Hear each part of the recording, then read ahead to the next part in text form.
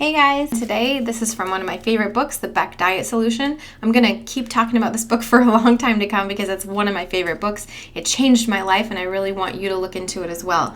There's a link for this book down below. This book, The Beck Diet Solution, is all about training your brain to think like a thin person. It's written by the daughter of the father of cognitive therapy. So the book is all about how to reprogram your mind to stop craving, stop binging, stop gaining weight, to do all the things that are bad for our health. So read this book. One thing that's really cool about it is as you're reading it, you're just like, wait a minute, that's me. That's exactly how I think. I didn't know that was, there's a book on it. It must be pretty common. So, and it's also fixable. So check it out. This comes from page 162. Stop Fooling Yourself, it's called, okay? Dieters have an amazing ability to delude themselves about food. They might be very rational and reasonable in other ways, but not when it comes to dieting. Think about the times you've dieted and were supposed to limit what you ate. Did you give yourself a fake excuse to eat? Read the following list of self-deluding, sabotaging thoughts and check off those that you've had in the past. So, have you ever thought to yourself, it's okay to eat this because it's not a whole piece. I'll eat it only this one time. It's not that fattening. I'll make up for it by eating less later. I don't think I've ever done that one before. It won't matter. I paid for it. It'll go to waste. I'll disappoint someone if I don't. That's a big one. Everyone else is eating it. That's another big one. I'm celebrating. Or no one else will see me eat it. It's just the crumbs. It's free. I really want it. It's a special occasion. I'm upset and I just don't care. I'm craving it and I'll probably just eat it eventually. Check, check, check, check, check, check, check, check, check, check, check, check. Every single one of them. Every one of them, for me at least.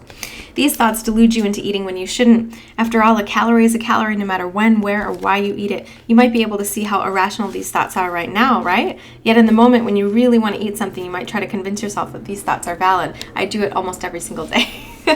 So how to stop fooling yourself. The next time you have an urge to eat something that's not on your plan, notice what's going through your mind. Only on rare occasions do people put food in their mouths without thinking about it. There's usually thought that precedes eating. Pay particular attention to thoughts that start with the phrase, it's okay to eat this because. These are usually fooling yourself thoughts. You need to prepare yourself in advance for these kinds of thoughts. Create an it's not okay response card similar to the one below and read it daily. Perhaps whenever you read your advantages response card, which is something that comes from earlier in the book.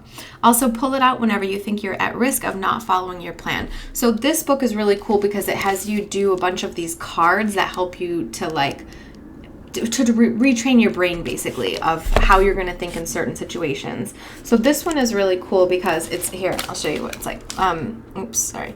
So writing a little card like this and keeping it with you or just reading it occasionally. So it's called It's Not Okay.